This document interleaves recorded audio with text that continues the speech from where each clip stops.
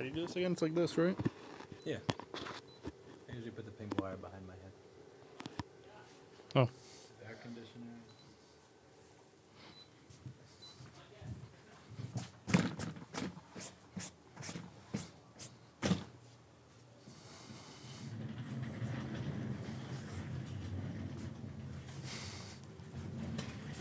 Wait, what was the buttons to switch the things again? The screens? Do you remember? It was F1, F2? Let's use this camera. Oh yeah, the stream deck. Microscope, Yeah, forgot. overhead, and you can adjust that. Schematic and board view, but you have to open Flex and board view first. And Mhm. open Flex.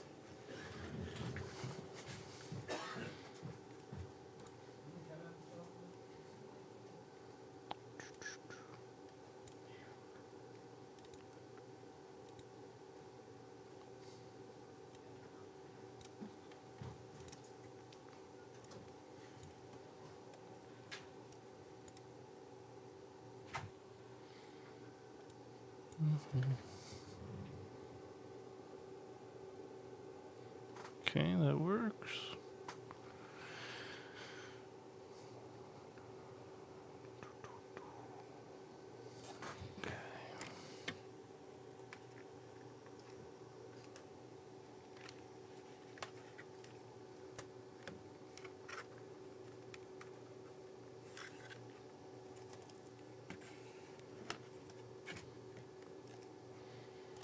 Hello, everybody.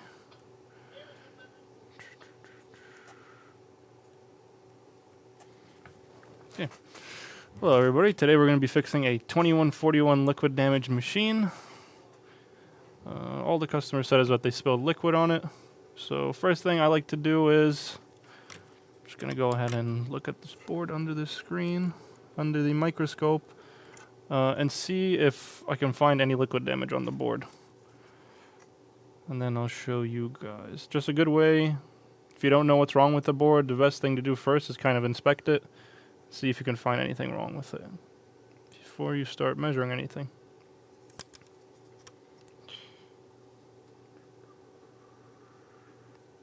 Okay, yeah. I'm just gonna switch this to the microscope so I can show you guys. My name is Dan, by the way. And yeah, the customer actually did admit that they spilled liquid on it. As you guys can see, it's a CD3217. Basically, the function of this chip is the main controller for each port. So there's 4 of these on this board. It's a 2141 16-inch MacBook. And this one is corroded. And there's a bunch of just corrosion down this wing. So first thing I'm going to do here is see. I'm just going to take it off and see how it looks. It's actually a very common issue, so let's see if I can switch this to the overhead camera. It's on the wing of the board, right where the vents are. So a lot of times people will spill liquid there. Another thing to look out for is a lot of SSD chips right here, like the SSD buck converter, which get very corroded very often. So, but this is also a common issue. It's always on this left CD as well. Just a really bad spot. How can I inspect without glasses? I guess I kind of just got used to it. I think it's 2019 or 2020, one of those 2 years. I'm not exactly sure. I don't really remember by the year. Okay, so the first thing, let me just turn on some of this equipment. I'm gonna go ahead and take. Yeah, I'm here because BlackBerry is still in my chair. You're right. So the first thing I want to do here is take the CD off. Let me see if I can find something to cover the connector with.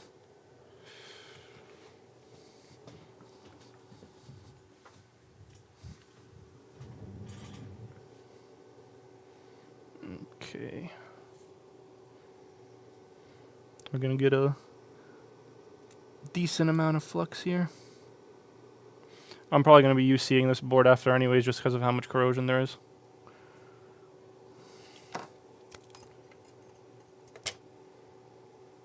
Okay. Just gonna use 500 heat, a lot of airflow.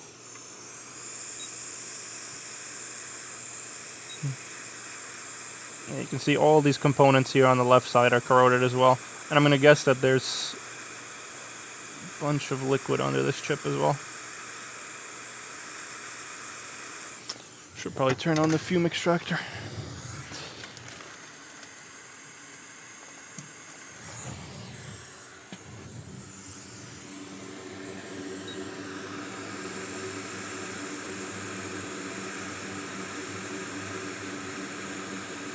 trying to point my hot air to the left because there's a connector to the right that I don't want to melt and have to replace. Okay, so as you can see, it actually doesn't look too bad under here. It looks like there's maybe a little bit of corrosion on the bottom left balls. But let's try to take a look at this chip under the microscope, and it actually looks pretty decent. Yeah, there's just a little bit of corrosion on the corner, but I'm gonna go ahead and reball this.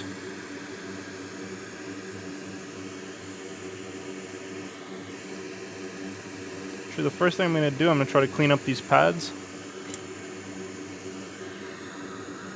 Let's put a little bit more flux. I never use enough flux.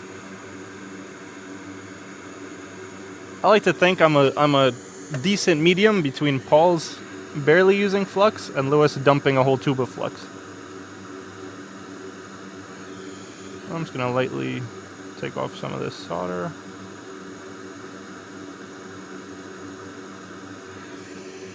And the first thing I want to do is I want to replace some of those caps that look nasty on the left. Just want to do a quick measurement and see if this is any of these are shorted.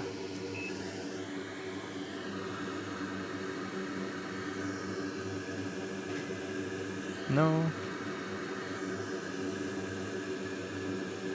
Yeah, so some of these caps on the left actually might be the ones that are shorted.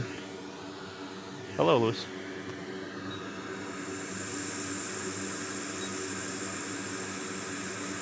Yeah, I never used enough flux. Yeah, I said I'm a decent medium between you and Paul. Why aren't you using enough flux? Not too much flux, but not too little flux. I don't like that ball pattern. Yeah, there's some pads missing. 17, yeah. So let's go ahead and look on the schematic.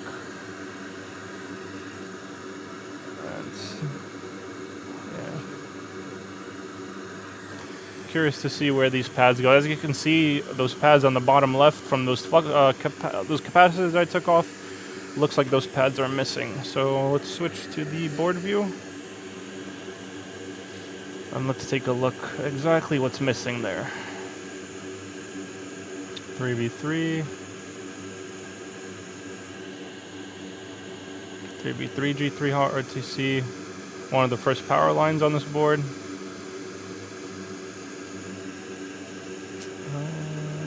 Yeah, so just a bunch of 5v4. That one was fine, but it looks like, from what I can see, just looks like the bottom one is missing. So I'm just gonna take an X-Acto and I'm lightly gonna scrape away at that pad, just to see exactly what it looks like.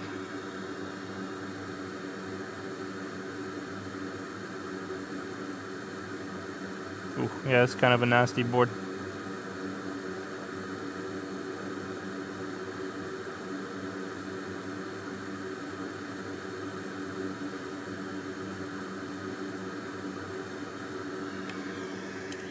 Just gonna clean this off with some alcohol.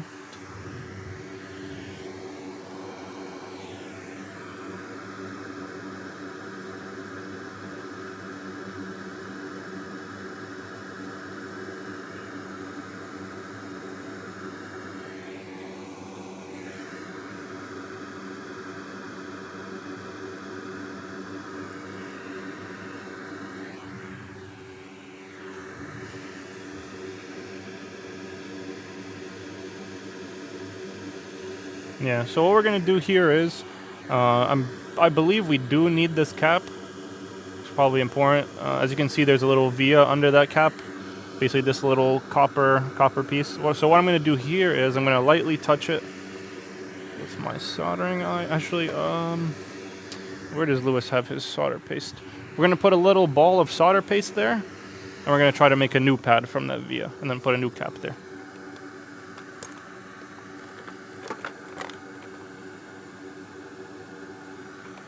Give me a second to find some solder paste.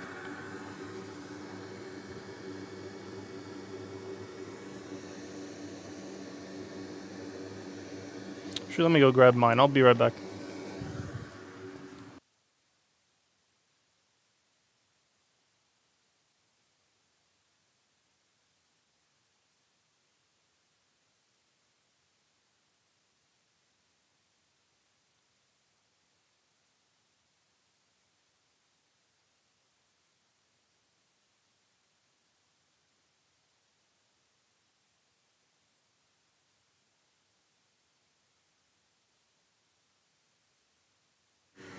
Okay, we are back.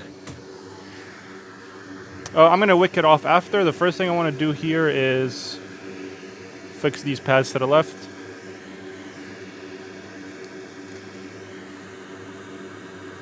So all I'm going to do here is take some of this solder paste that we sell on store.rossmangroup.com. My name is Dan. I'm going to try to actually touch this a little bit with the iron and see what happens.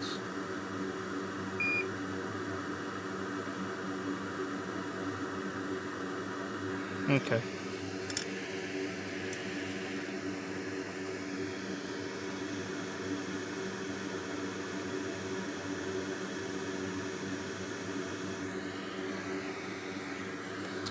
And let's try to... What I'm going to do here is I'm going to try to cover that little via with solder paste. Like so. And then we're going to lightly heat it up. And it should stick to that pad. Well, that little bit of the via that was left. And we'll be able to make a pad where we can put the capacitor down.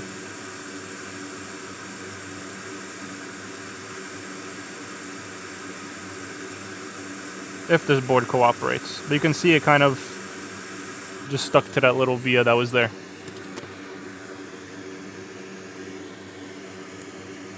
Okay, I'm just going to let that dry up and harden.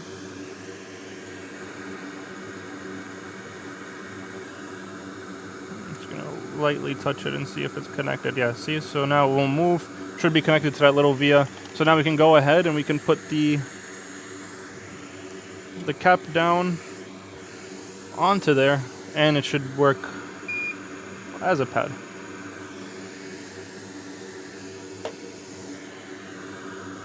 Just gonna touch this one up a little bit. Where does Lewis keep his solder? Oh, there it is.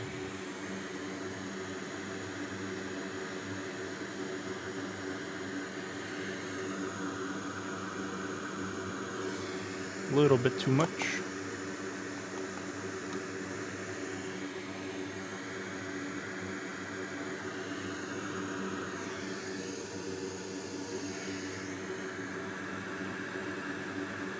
I just put a bunch of flux down. Because people were complaining we don't use enough flux.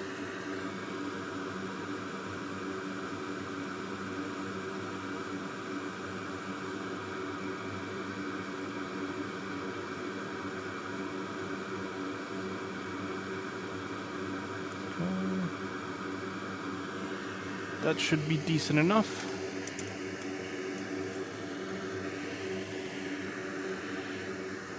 Now I'm going to grab a donor board and we're just going to put some of those... Let me zoom this out a little bit so you guys can get a better view.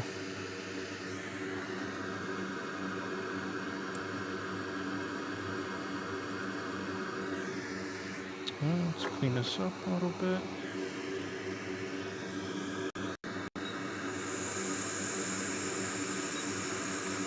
Okay, I didn't realize I actually touched that solder ball I put down. So we're going to have to do that again.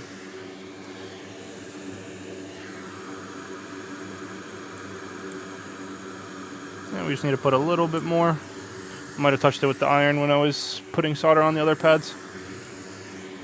Well, we can do that once again quickly.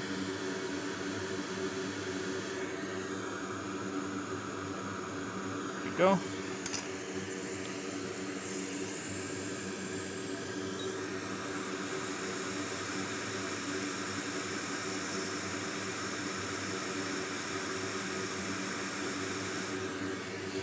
Now I'm going to grab a donor board and we're going to put some of these caps back.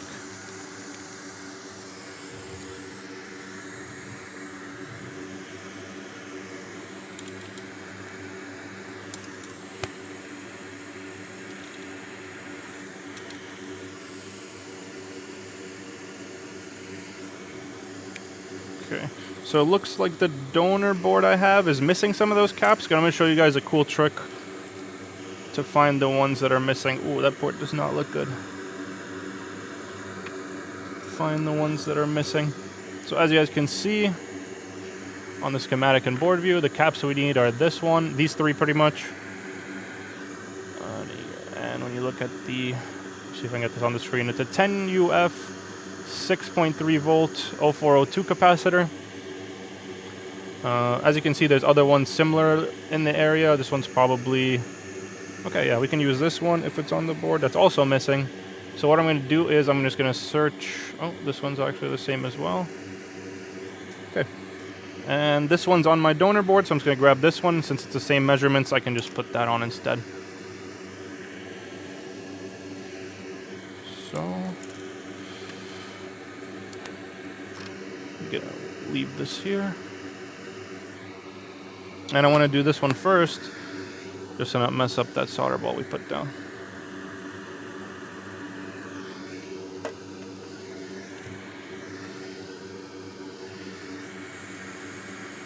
The connector looks bad, but it's actually not that bad. That's just sticky stuff coming out, which we can probably just clean up.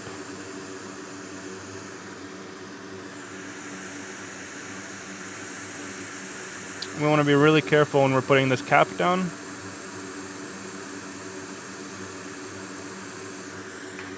We just kind of want to let it flow into place for it not to pull that solder ball with it. So, yeah, so we're just going to let that flow into place nicely. Oh, okay, that came off a little bit.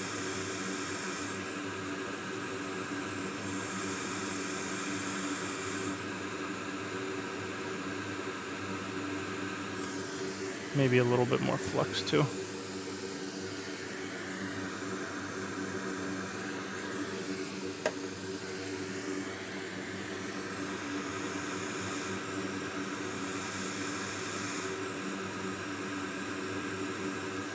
Okay.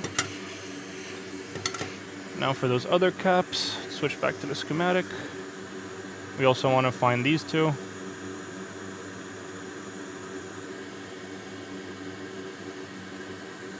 Okay, now for this one, what I'm going to do is, since I already took... Let me zoom this out so you guys can see better. I know the measurement that it has to be, which is 10 UF, 6.3 volts, and an 0402 on the size. So what I'm going to do is, I'm just going to search the schematic for a similar size, since the donor board doesn't have it. I'm just going to type 10 UF. Let me just double check the measurements so I know. 6.3, 10 UF, 6.3, 0402. And then I just want to browse through the pages. Oh, and we found some right here. So this is the first one. Let's see if that cap exists. And it does, so that's the first one we can use. So I'm going to go ahead and grab that one. As you can see here on the schematic, I don't have them pulled up side by side, but where's this cap? C2955 and C2954 are the exact same measurements as the other cap that I took off. So what I'm going to do is I'm going to grab this from the donor board. Since the other two caps are missing, that's a good way to utilize, you know, if you don't have too many donor boards. You can just search for other caps on the board that have the same measurements, instead of, you know, grabbing the exact one from the same spot.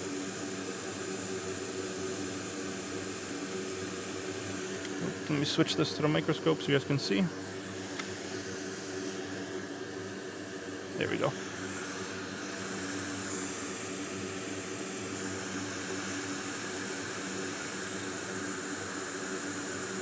I'm just pulling this capacitor from a donor board quickly.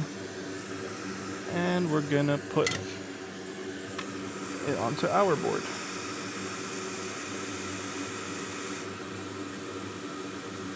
Okay. And then we want to find the last cap, which is the third one on top. So if we go and check on our board view, and schematic, it would be this one, C3104. You can see it's the exact same measurement. And I believe the area we were just working on had another cap on top of it. Yeah, C2954. And as you can see here, it's the exact same measurement. Even though it's on a different part of the board, we can also use that in place. That's what I'm going to do.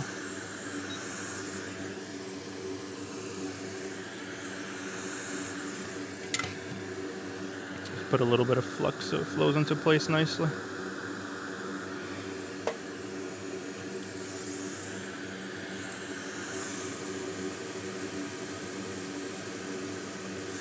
We have a bunch of those kits, but honestly, we have so many donor boards and it's pretty quick to find.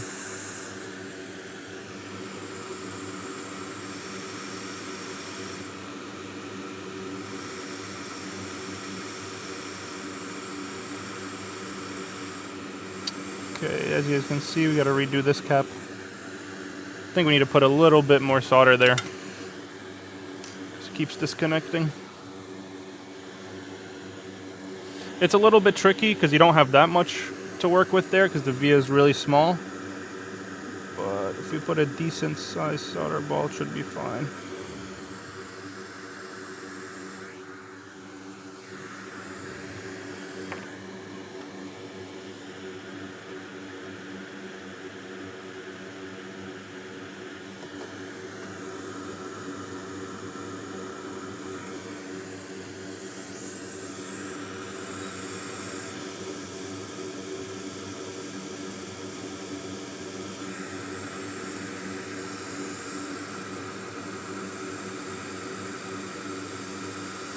There we go, and it nicely pops onto there.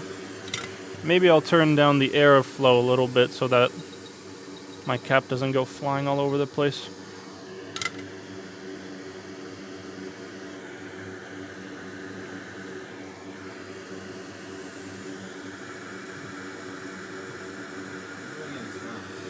You're doing an experiment. Yeah, well, I mean, they don't really have another option. So, CD3217 was corroded, and then the caps to the right were also corroded, and this pad was missing, so it's 3v3G3 hot RTC, I'm pretty sure. Or scrape? Well, I scraped away, but the pad only has a via under it, so what I'm doing is I'm putting a solder ball onto that via, because you need that cap, yeah. So I don't really have many options here, because, let's see if we can show it on the schematic and board view. There's nowhere to really pull this from, so you're kind of forced. I'm dual streaming you fixing a board and BlackBerry sitting in your chair. Oh yeah? See which one has more than Probably BlackBerry in my chair. Finding a solder ball. Do you just use paste, or do you ever use the bins of balls? I use paste, so. I used to have the bins of balls just to put in the via and then heat it up and hopefully it becomes a pad. I have some, but I honestly prefer this way because you can just nicely lay down solder paste, and it'll just form into a ball.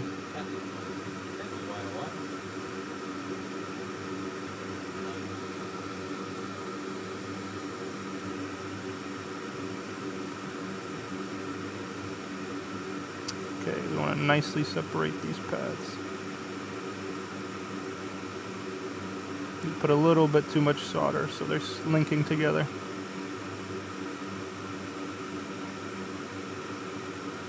Okay.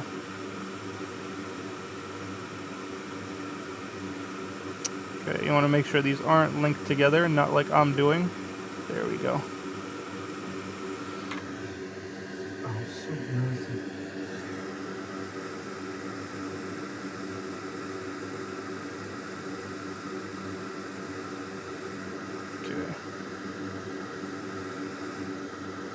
Probably let this solder dry a little bit actually, or cool up before I move it around like that. So I'm gonna let it cool down.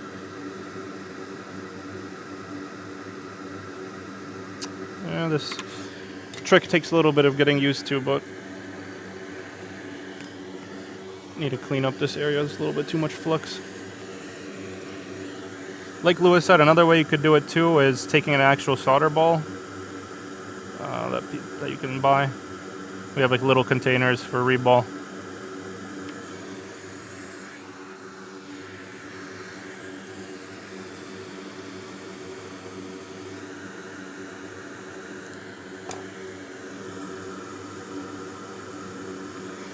Okay, let's try to put a little bit more than last time too.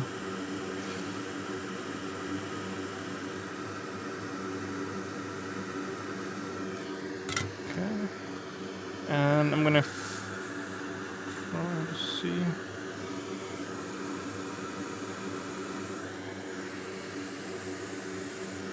Yeah, exactly. So I should have put this one on first.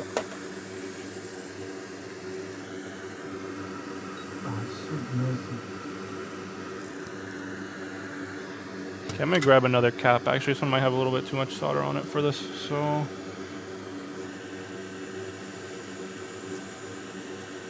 10 UF. Let's see if we can find another one somewhere on this board.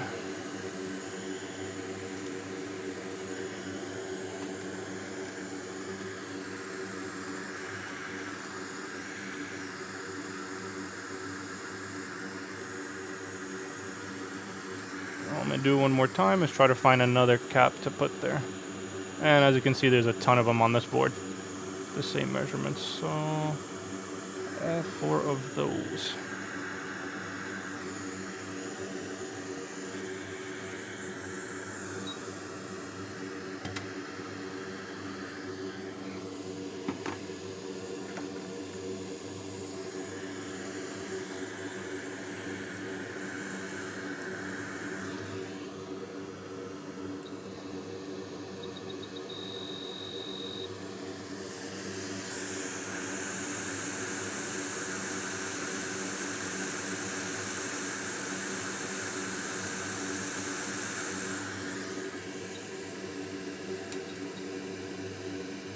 Just gonna lower the air so it doesn't flow around too much.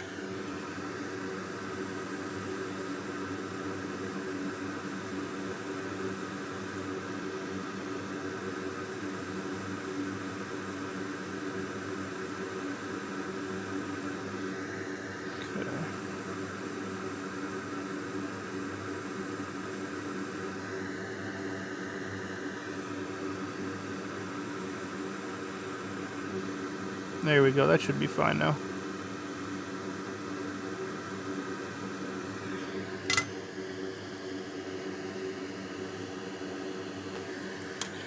Now I'm going to go ahead and just wick these pads. And then we're going to reball a CD3217 to put on.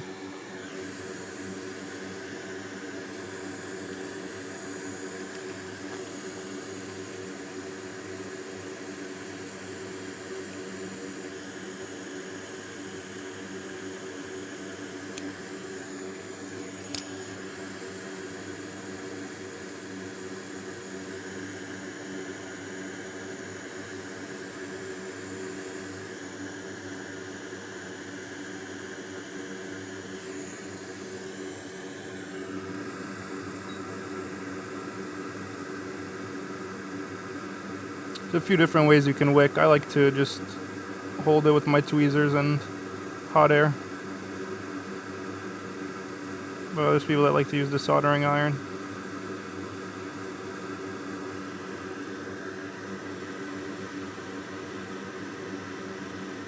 Use a little bit more flux.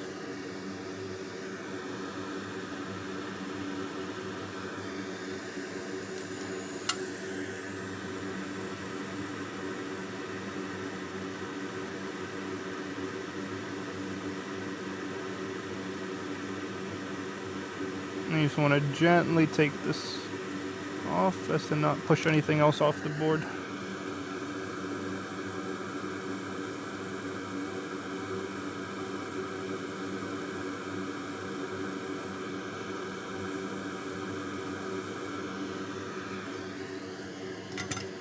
And it looks pretty clean. Now the next thing we're going to do is go ahead and reball that CD3217 that we took off.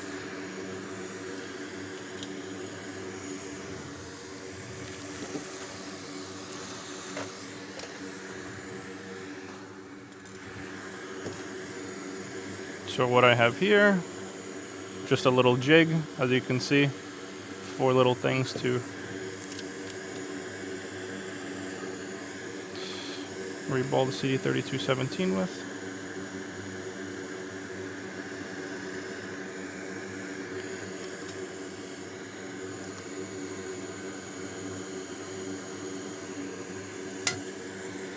So I'm just going to heat off some of this old flux so it doesn't mess with the reball.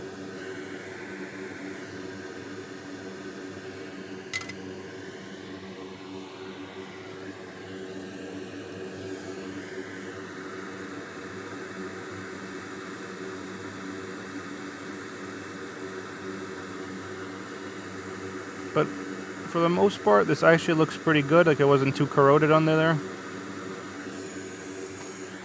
Reason why I like to get rid of most of the old flux that's on there before I start reballing it is sometimes it'll push the solder paste out when the flux is trying to run away.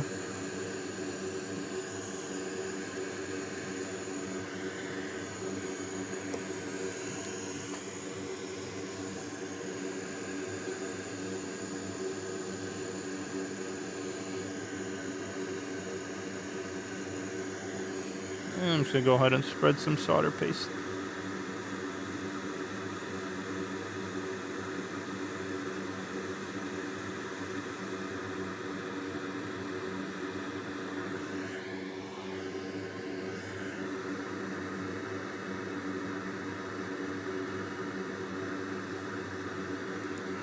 Okay, that looks pretty decent. It looks like there's... I left some of the old balls from the old chip. You don't have to take them out if you don't want to. It'll just mix with the new solder. Honestly, it makes it easier to line up the stencil as well. Now I'm going to use like around 350 heat and about 50 air on my atom.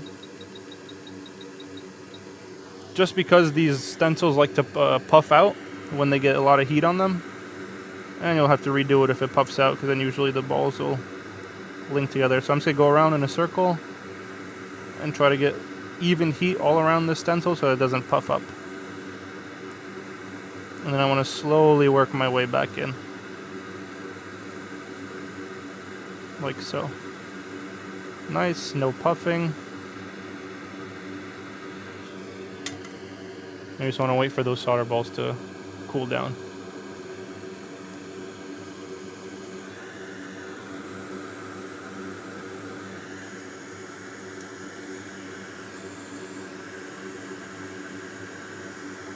And let's see how this chip came out. Looks pretty good. Another trick to do is just lightly heat it up once it's done. And you'll see those, if those balls weren't in the right spot, they'll move slowly into the right spot. There we go.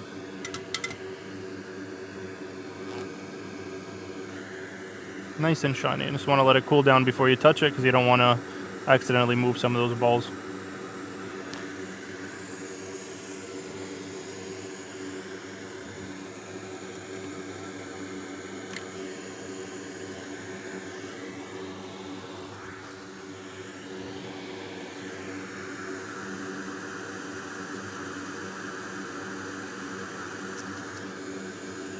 Sorry you guys can't see, I'm just cleaning up some of the flux and liquid spill next to it.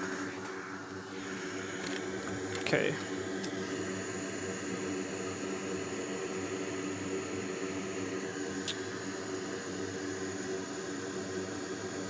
Left corner, no, the left corner, it's not damaged, that's just a little arrow that tells you where the first leg is, which I will show you.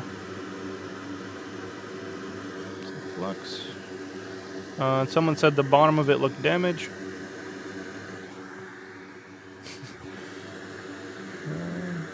You'll see here, there's a little orange arrow on the bottom left that looked damaged, but if you flip the chip over, all that does is just tell you where the first leg is. You see this little ball right here?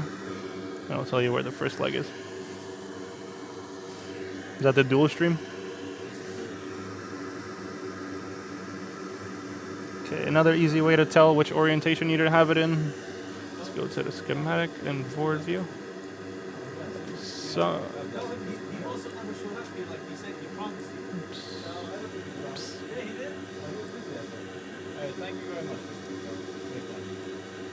and if we go to the schematic and board view, we can see exactly where the first leg is supposed to be. So it's the bottom right for both.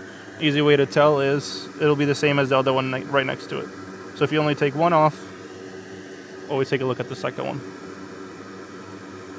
So let's go ahead and turn this around. And try to put this on properly. So what I'm going to do here is actually, I want to melt the flux a little bit first. So it doesn't run out of place, because there's sometimes where there'll be a lot of flux under. and your chip will just flow out of place. And then I try to line it up as close as possible.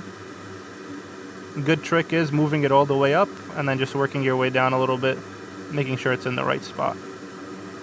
So about something. It doesn't have to be exact, but something like this. And then we want to slowly work the heat in until the chip starts to wiggle. And you'll see it start nicely wiggling into place. And it flows nicely like that.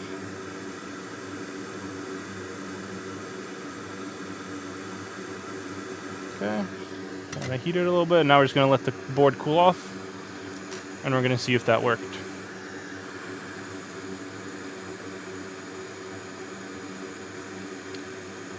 You can't know for certain if they got connected properly, but once the chip flows like that into place, it means the solder is already melted, and it should be good to go. As long as you wick the pads nicely, I rarely ever have to take it off and redo it.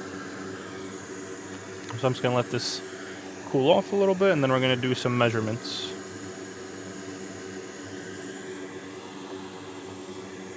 And while that's cooling off, I'm going to clean with a Q-tip around there.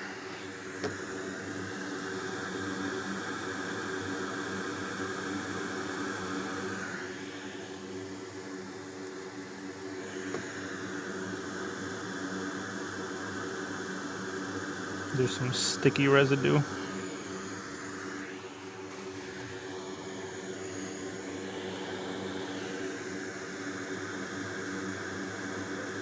You want to be careful also when you're replacing these CD3217 chips on these 2141 boards. You can't just do one and grab one from a donor board. For example, let's switch to the board view so I can explain. There's a pair of two on this side of the board, and there's a pair of two on this side of the board. You can't just replace one from a donor board. You have to take both and replace the Thunderbolt ROM, or else you'll have issues. Same thing with the other side of the board. Yeah, so you have to be very careful. That's mainly what I've seen on 2141 boards.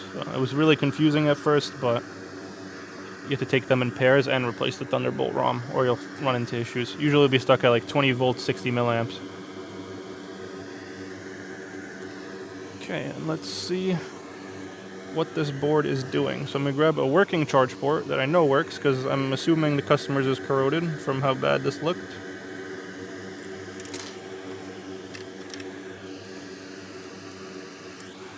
And let's plug in our amp meter and charger.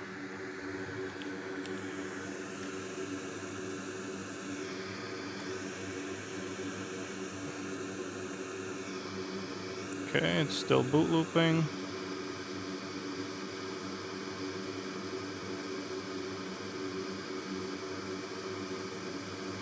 This one's stuck. So we still have an issue with the CD on the top left port. So let's switch back to the schematic and board view. And you want to check which one we still have the issue with. I'm pretty sure it's still with that cap. Might have to redo that cap one more time. That via is being really stubborn. Yeah, so we still have an issue with that leftmost CD.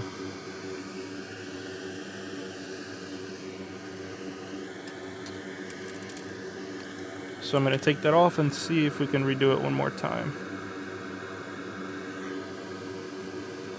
But now we need to be really careful, since we put that CD on already.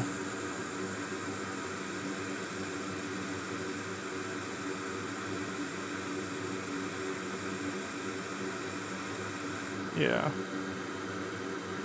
Doesn't look like it's quite properly connected there.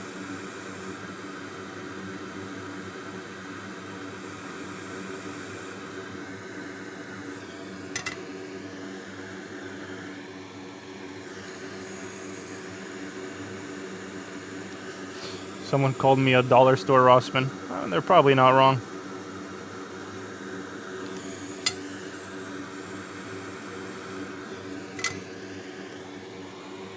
Okay. Need to clean up some of this flux actually before we do that.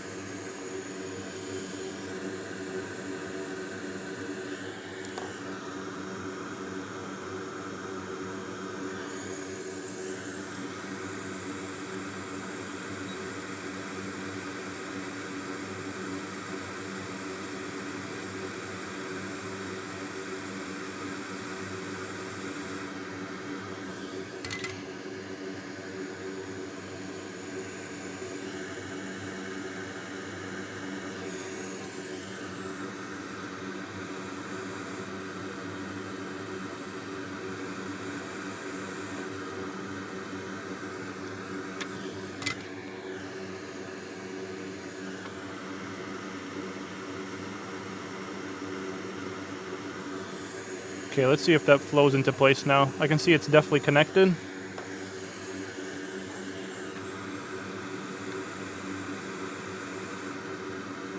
It's a little bit crooked, but I just want to test it and see if the CD is dead or if that cap was causing the issue. So I'm just going to let this cool down a little bit. Just going to use some rapid cooling technology. You guys probably can't see, but I'm just going to put this in front of the fume extractor. I know that cap's a little bit crooked. I'll finish it after. I just want to test if that cap is the actual issue or if the CD3217 is dead.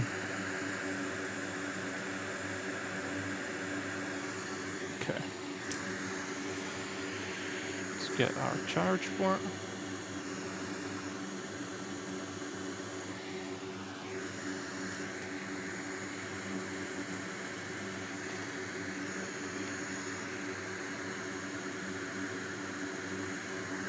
Okay, and we actually still have issues with that port, so it might be the CD3217 itself.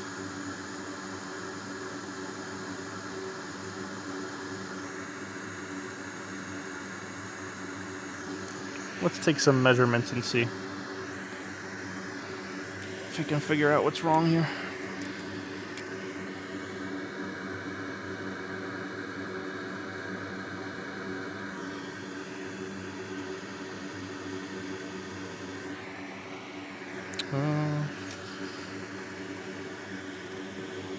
Can I get my multimeter on the screen? Yep, we can.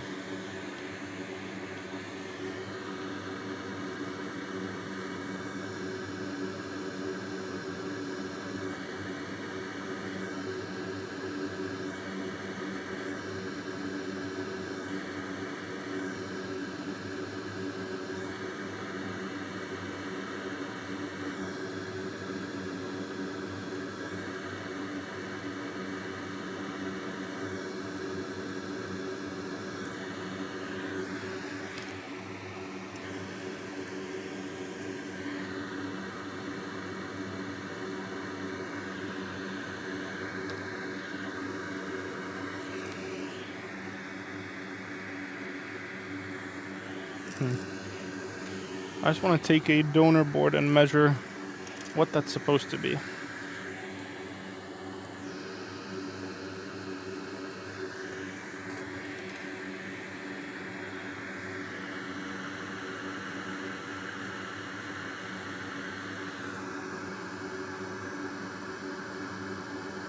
Yeah, that CD3217 might be dead. I'm only getting 70 ohms on the left side on this working on the, well, not working board, but the board we're trying to fix.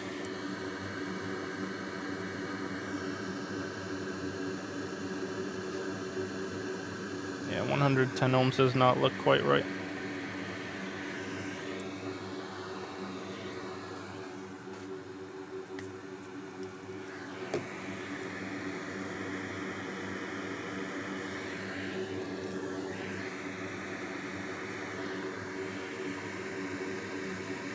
And as you can see, there's even more corrosion on this board as well.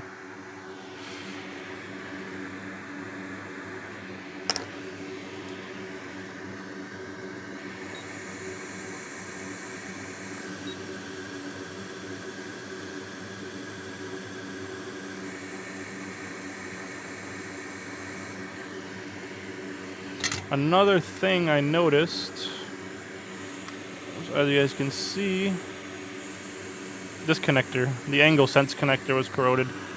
And I believe 3v3 runs to this connector as well. So I'm just going to take it off and see how that looks under as well. I believe we still have issues with that. Yeah, you can see all these pads missing as well.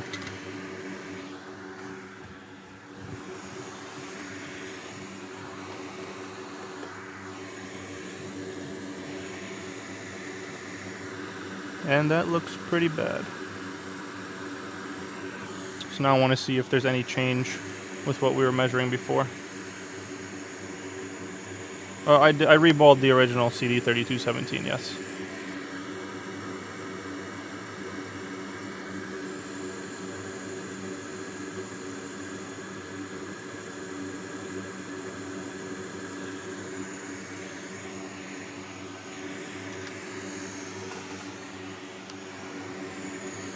So let's go ahead and see if we can measure this while it's plugged in.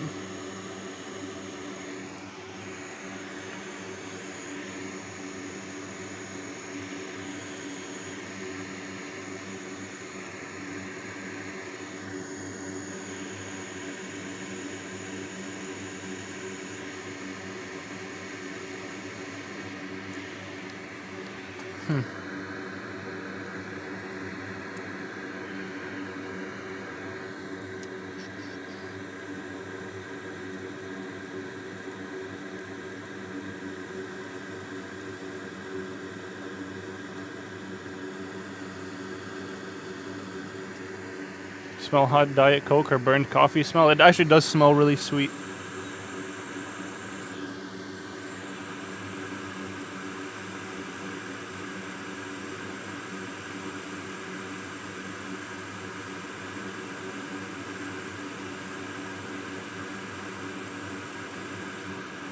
Okay, pretty sure our issue lies here. One thing I want to measure is what 3v3G3 hot RTCX is when we take that cap off. I want to make sure it's not shorted between the layers.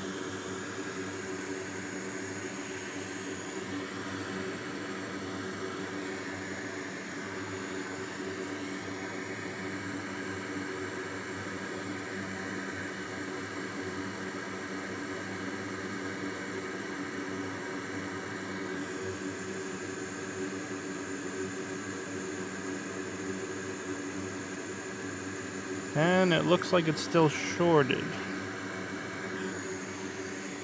So one way we can rule out if the CD3217 is bad is now we're going to take it off and we're going to measure it and see if it's still shorted. Like so. Oops, sorry you guys can't see. Now I'm going to go ahead and measure that one more time.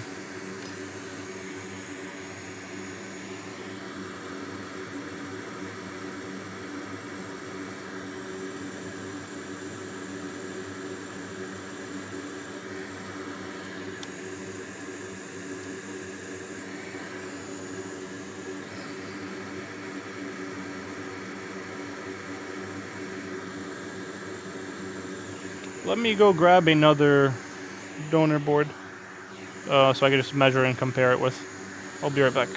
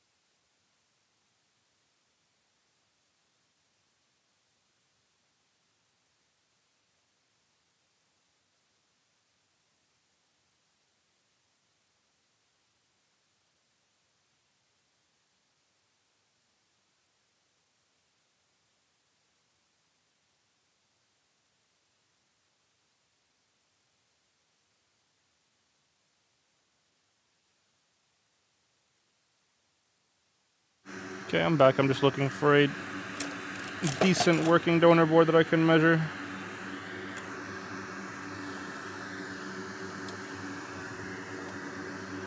Yeah, that's why I'm grabbing another donor board just to check. Someone made a good point. What if that donor board has the same fault? Just possible. Yeah, this one's definitely dead.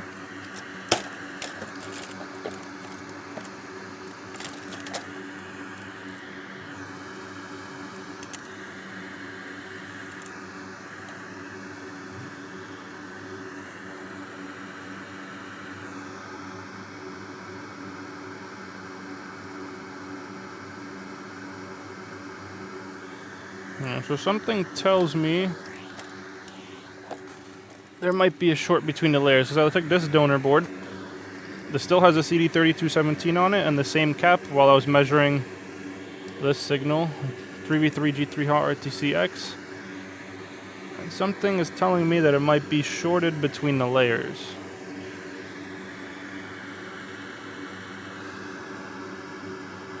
Because I'm getting, on my donor board, I get in the kilo ohms. And on this board, oh, never mind. It looks fine now, actually. Yeah. Mega ohms looks fine.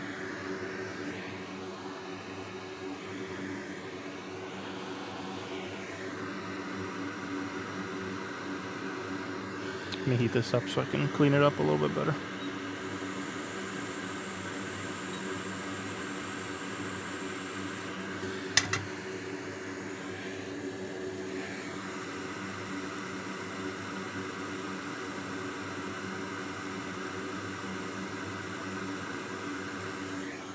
I also want to see if there's a connection between those pads. Proper connection.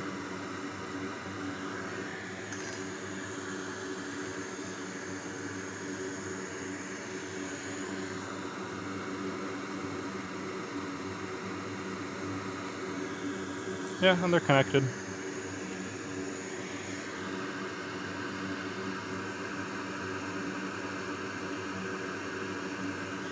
And you can tell that doesn't look very good.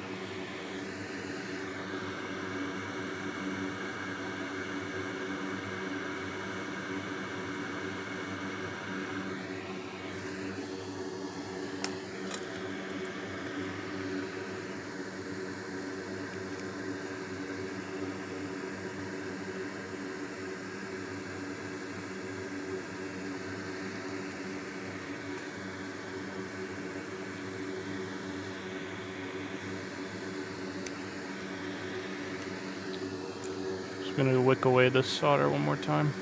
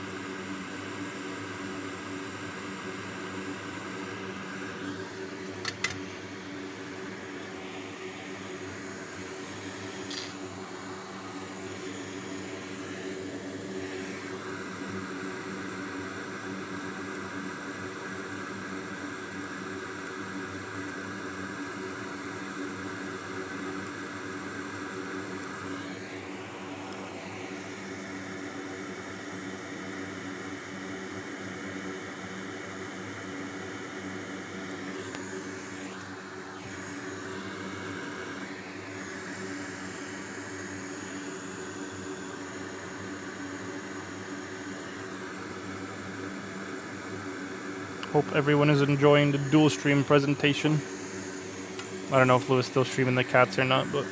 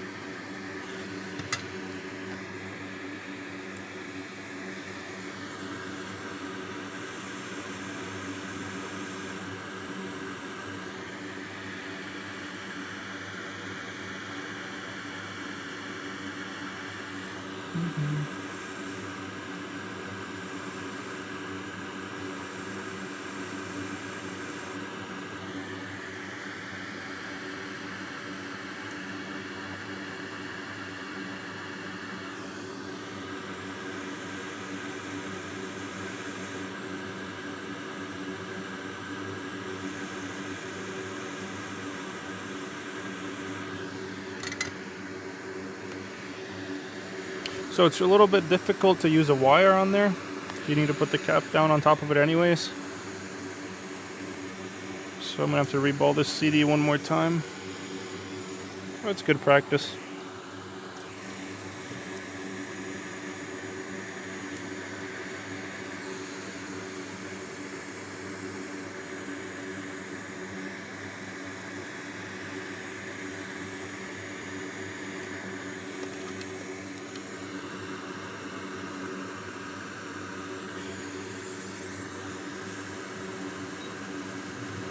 Just want to clean off this old flux.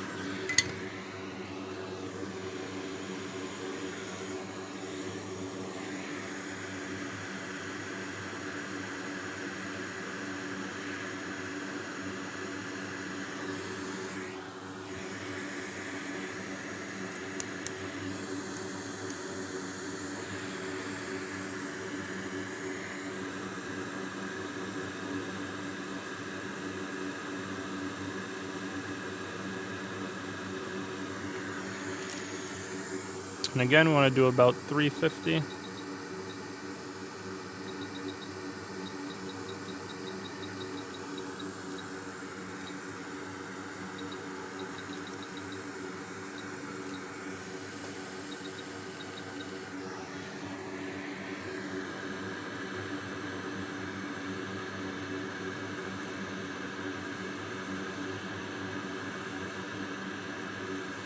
And you want to gently heat so the stencil doesn't come off the board.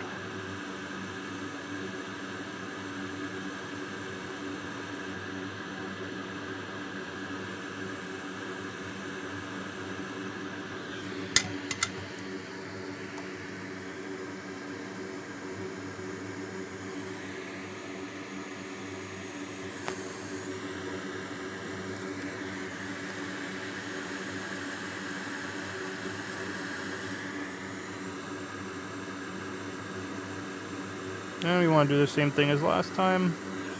Just gently heat it up so they fall into place. Like so.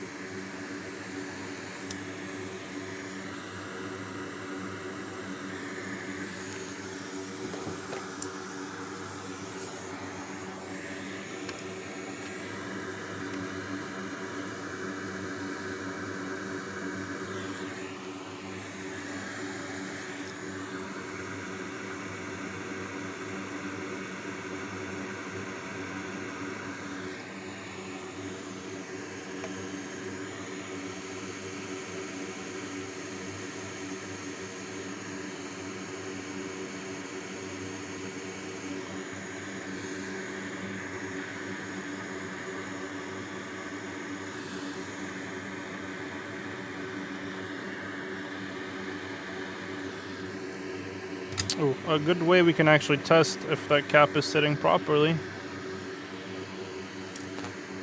is I'm going to measure from the pad, as you can see on the schematic and board view.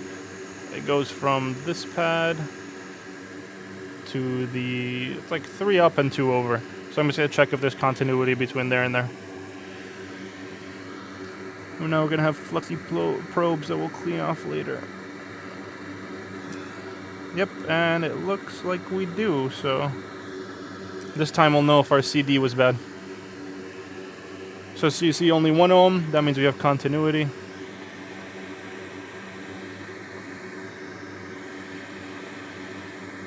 So now we know that that capacitor is sitting on properly.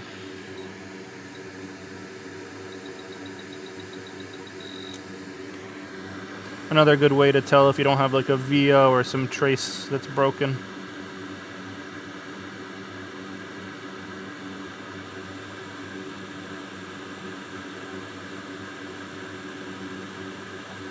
And once again, I just want to gently heat it until it flows nicely into place. You can see it start to move. And we'll just heat it a little bit longer, just to make sure it's sat properly.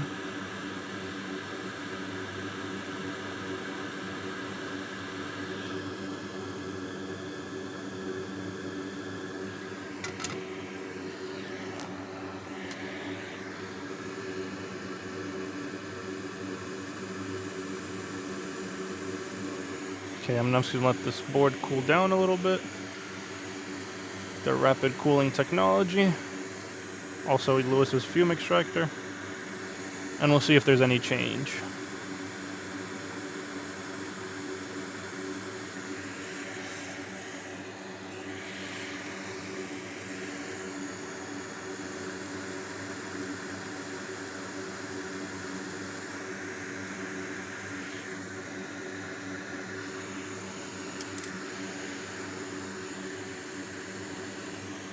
How do you know the chip pads? So I try to line it up as best as possible before I start putting the chip back on, but a good way to tell is you can see it just flow into place.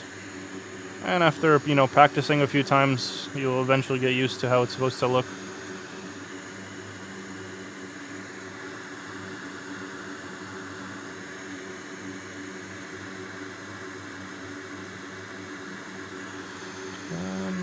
So we have a little bit of a different change now. It's on 5 volts. 200 milliamps. Let's see the other port.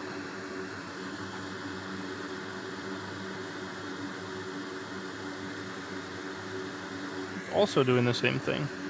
So now I don't think it's an issue with that anymore. Let's go ahead and measure some of the outputs. See if that CD3217 is actually putting out the right voltages.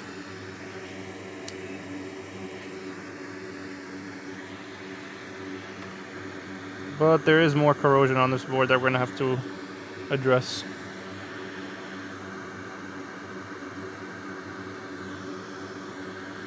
Oops.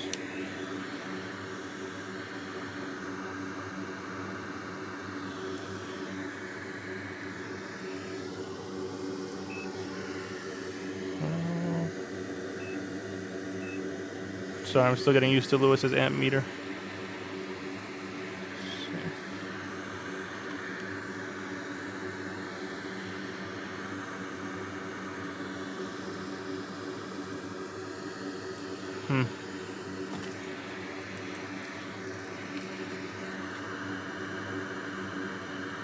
Okay, I see what might be the issue here, actually. A few of these pads are missing near the... Looks like they were corroded near the SSD. So let's go ahead and try to fix that. What I'm going to do here is, you see how nasty those pads look?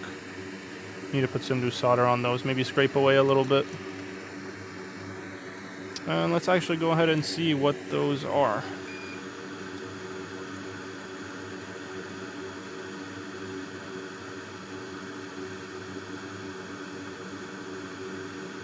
One V8 SSD, one V8 SSD. So a bunch of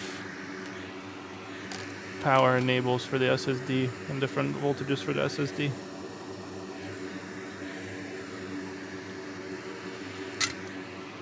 So I'm going to go ahead and put some new solder on those.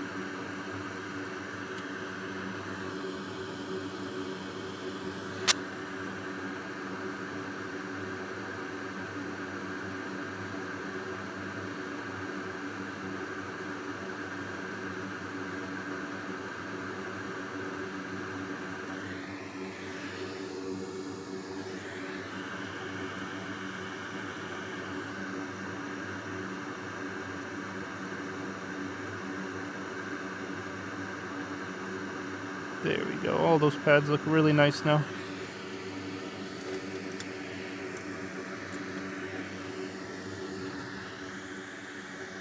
Now what I'm going to do here is I'm going to grab, let me see if I can grab from one of these desks. I'm just going to cover that NAND chip with one of these rubber pads, or rubber mats, like so, so that it can heat nicely. I'm also going to lower the amount of heat and air I'm using. Sorry you guys can't really see because of the glare. But once I heat up that flux, it'll be easier to see.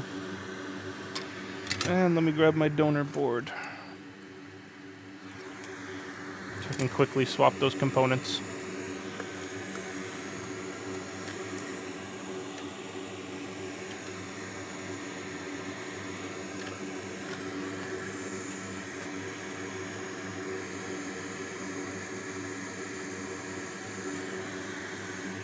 And we're going to swap over those SSD components.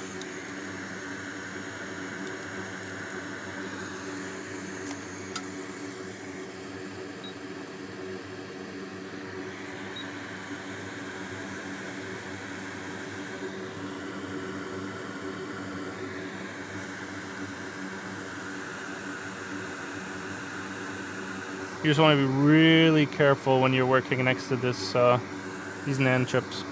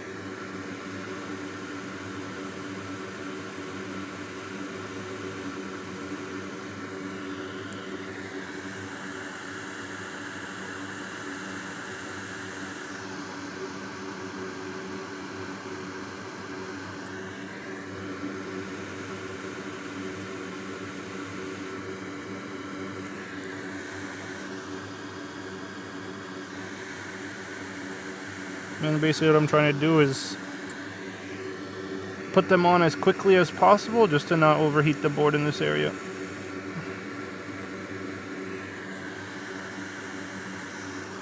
Just want to be really careful every time you work next to the NAND chips.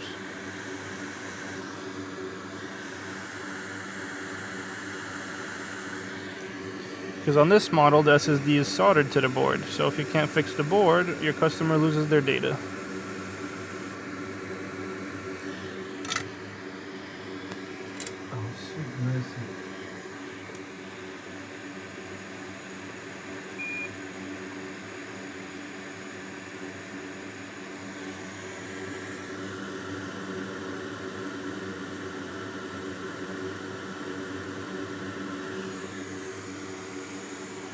Take some Legoland bucks. Thank you. Okay, now let's see if there's any change. And like I said, all I did was just cover these up so that they didn't get too overheated. Yeah. You want to really be careful so they don't become discolored and overheated. Or since they're surrounded by underfill, you really don't want the solder coming out from underneath. Just gonna dry up this board, let it cool down a little bit.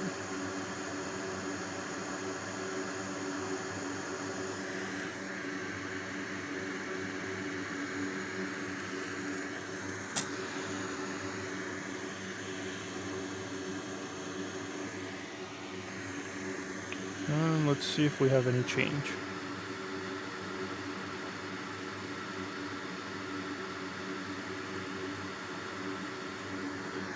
Doesn't look like it.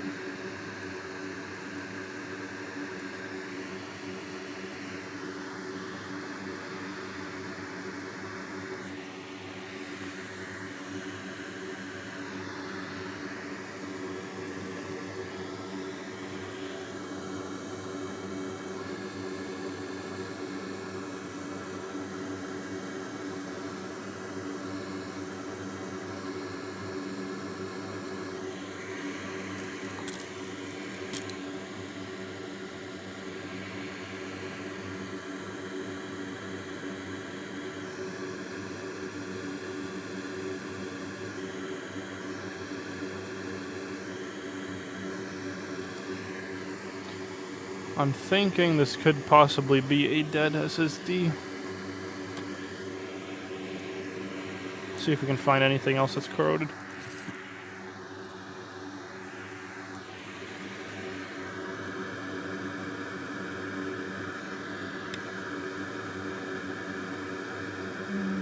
This all looks okay. Oh, we have some corrosion right there, actually. Let's try to see what this is.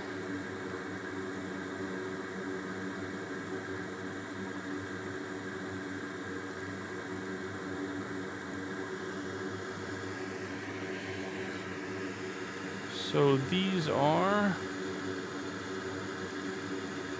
There's a cap for 3v3 G3 Hot RTCX, 1v8, which is also DFU power line, and a few other things that, yeah, work with the T2. So I'm going to go ahead and replace these and see what happens, because they don't look very good.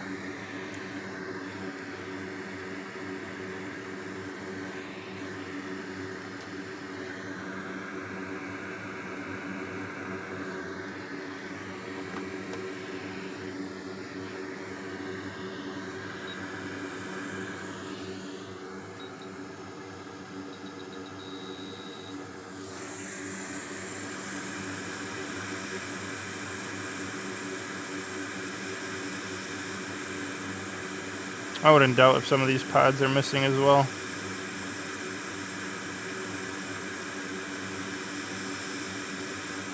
Yep.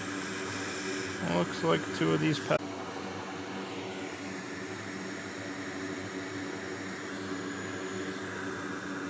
Actually, they might still be there. They just need to be cleaned up nicely.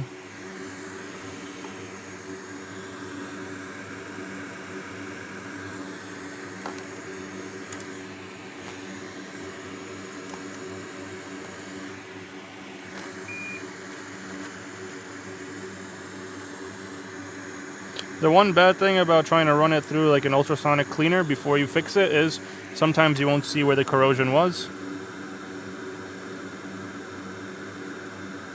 And then you'll be stuck in a predicament. Yeah, no, those pads are absolutely destroyed.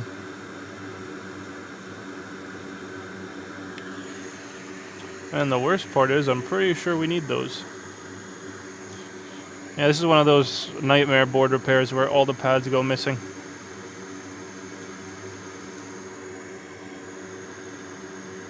Lid detector sensor.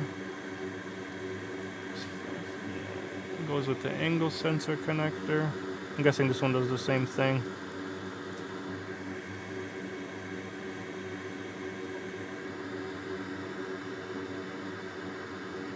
Yeah, they definitely spilled something sweet on this.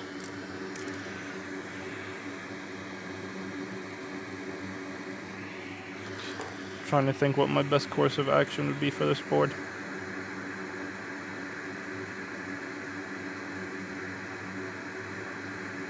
But there's a very good chance that that's our problem.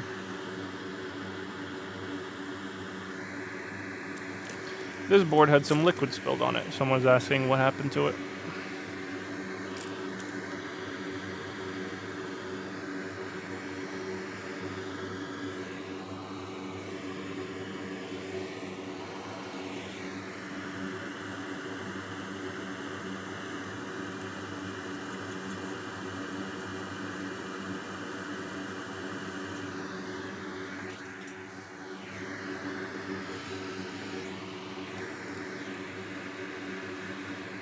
Need to get Lewis a new X-Acto blade.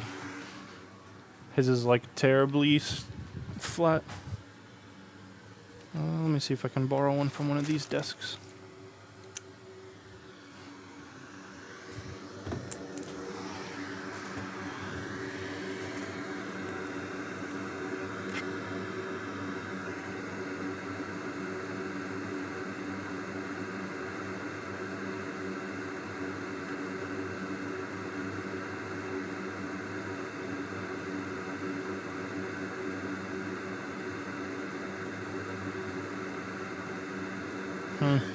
So what I'm doing now is I'm just scraping away to see if we can find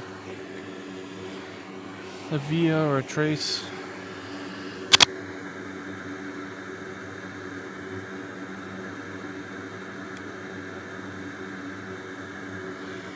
Looks like there might be something under there.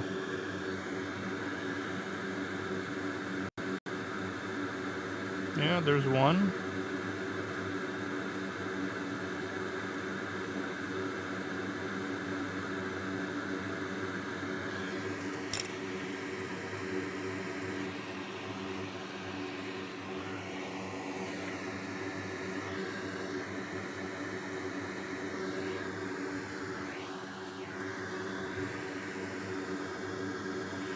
So the pad was missing, but there's still a via under it that carries a signal between, you know, around the board. So we're gonna try to do the same trick we did before. Hopefully this time it goes a little bit better.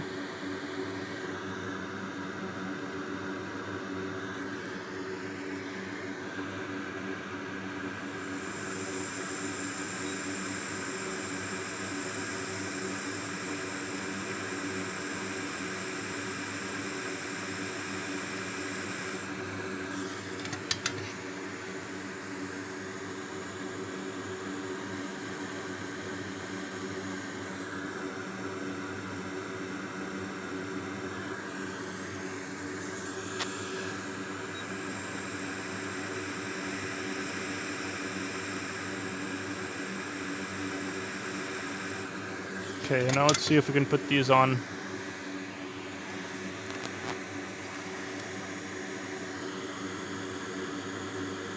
Hopefully they treat us better than the first cap.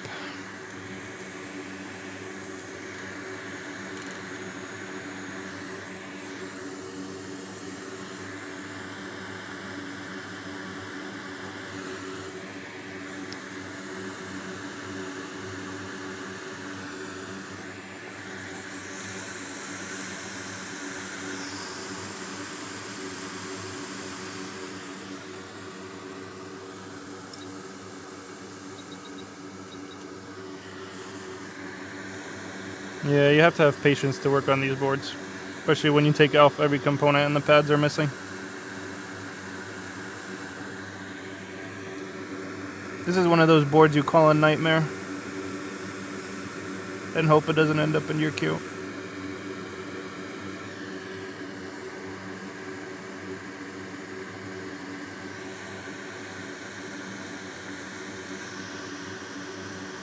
This is a A2141 16-inch MacBook.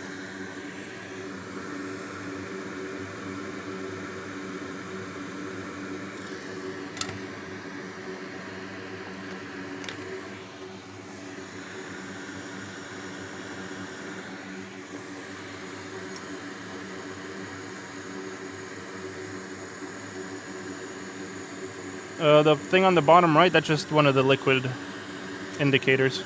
It just looks really crusty because it's covered in liquid.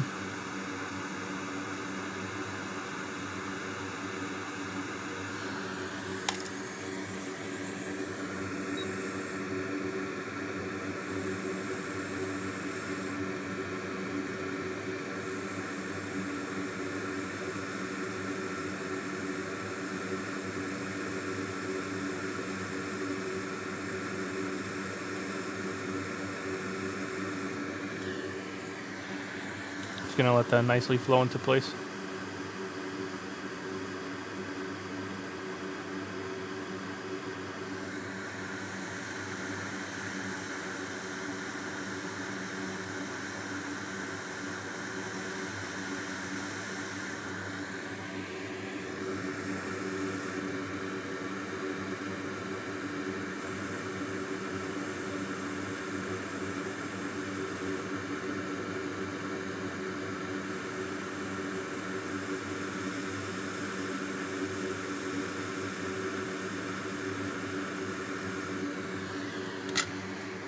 Okay, now let's see if anything changed on this board.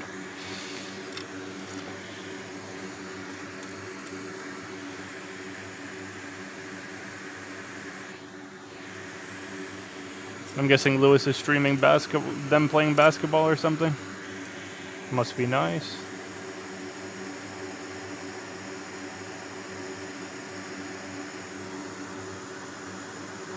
Yeah, it's a little bit difficult sometimes with vias because they're so small.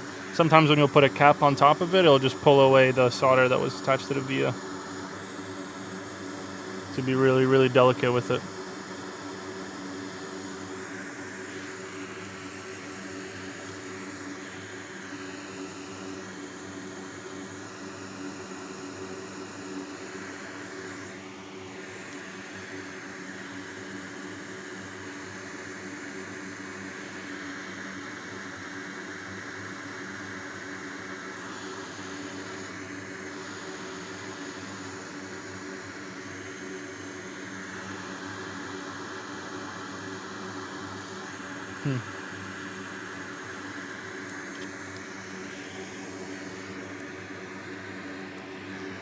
Let's see if we can find something else. Those seem to be fine now.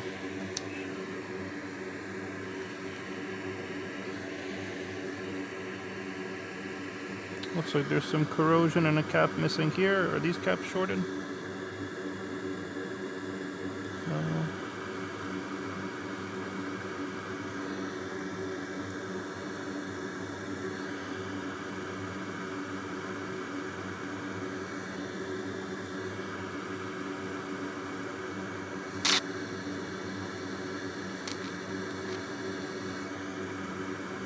Okay, this signal's shorted now.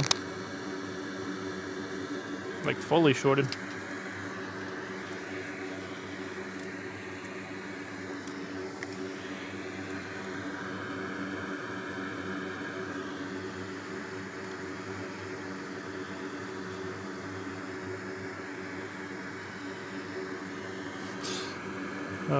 Nah, Lewis knows this board is a nightmare. Let's see.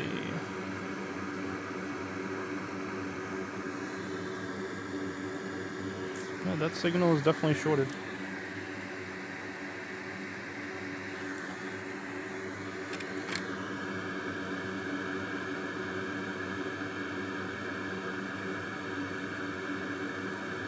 Ooh, what is that?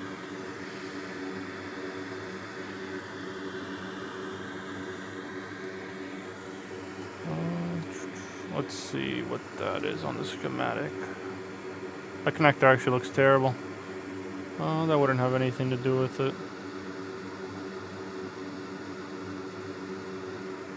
Give up, go play basketball. I'm one of those stubborn people that I'll work on this all day until I get it fixed.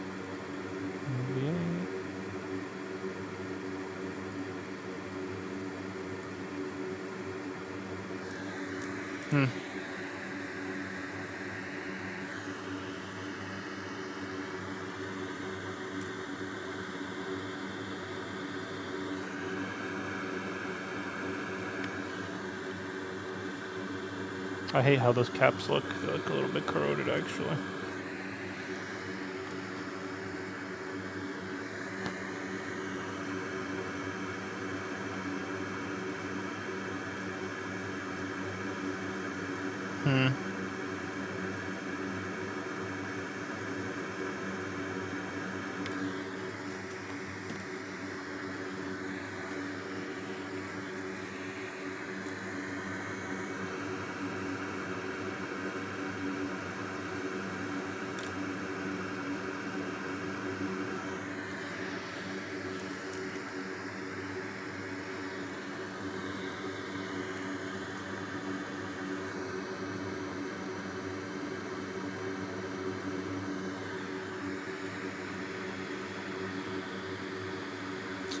Looks fine. I wonder what happened that this was shorted now. Ooh, that test point looks terrible.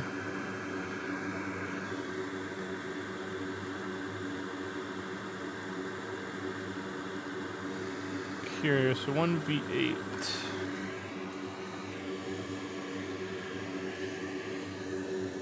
Yeah, that's what I'm worried about, that there might have been a layer for a ground or something underneath. So I'm going to take those off and see what happens.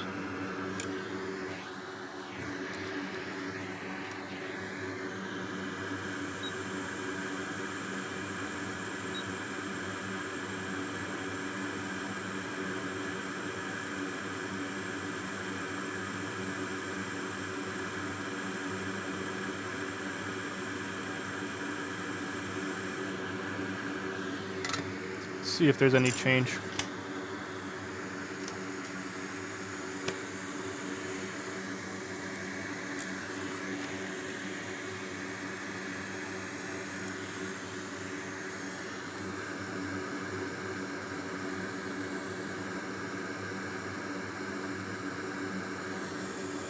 Still shorted.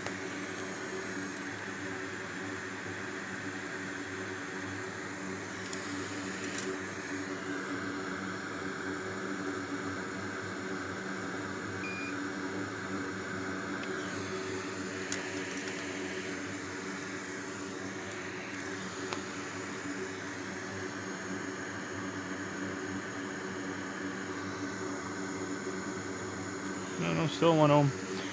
Probably gonna have to inject voltage into this and see what gets hot.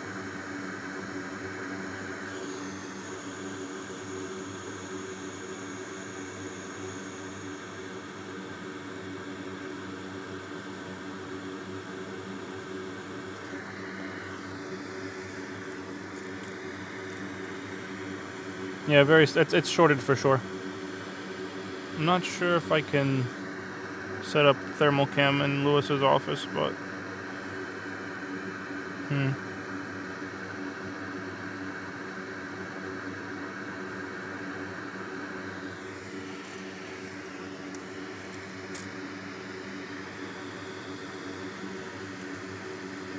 there's also something missing right there.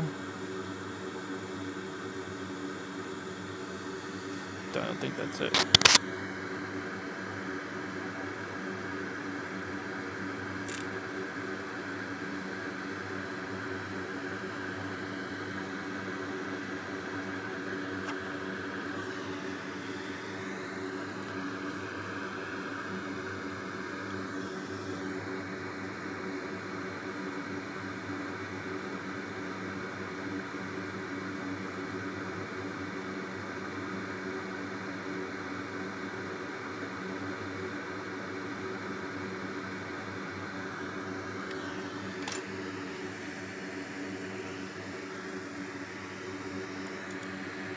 So I'll let the board cool. Someone said, will the thermal cam work? You usually let the board cool down.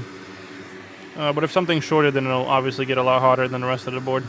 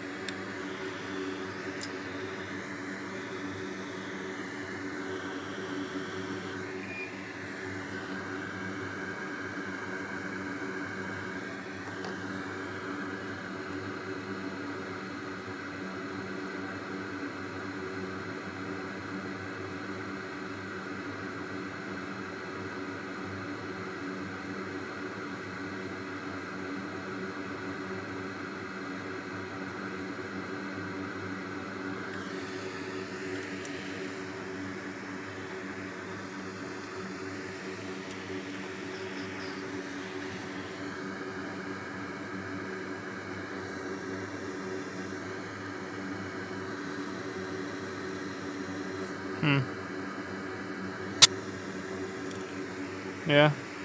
Okay, I think I'm gonna have to just go ahead and put this under the thermal cam. Can't really think of anything else that I could do on stream to show you guys how we'd be fixing this.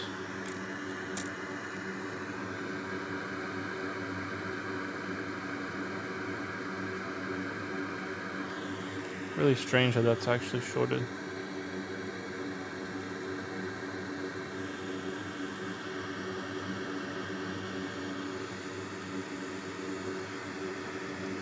Unless I'm obviously missing something, but I don't see anything else, yeah.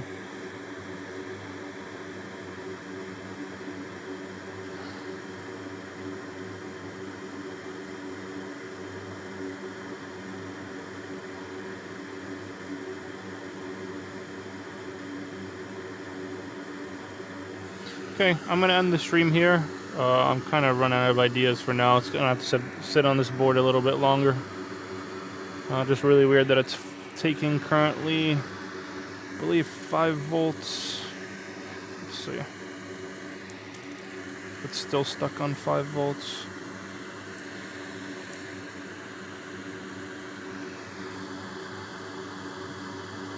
Yeah, 5 volts, 200.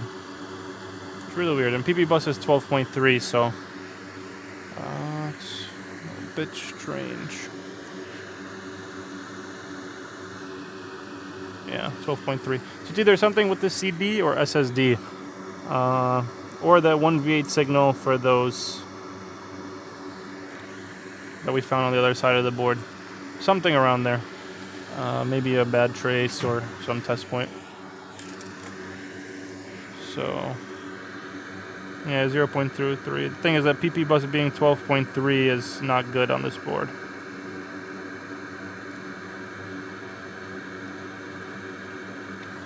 Yeah, so I'm going to end the stream here. Hopefully next time you guys see me, I have something that's actually fixable on stream and won't be a 2-hour nightmare. So yeah, thank you for watching.